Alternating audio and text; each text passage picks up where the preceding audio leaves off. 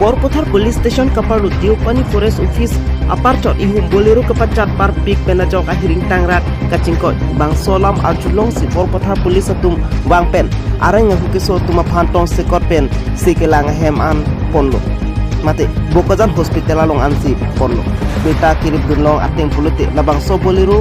Mon district pet Dimapur anak pusi kedam bom pusi birta ridunlong lapen birta ketok bom unahut anke unap asolune ang tona lampen cinipon pamimela lapen bang so Bolero alu kecithap bang photum areng hukeso akhir intanga amno kachingkoi book Bolero registration number ke NL01P4753 non mar kido ana size tame Borpothar police atumsi chipari tengpo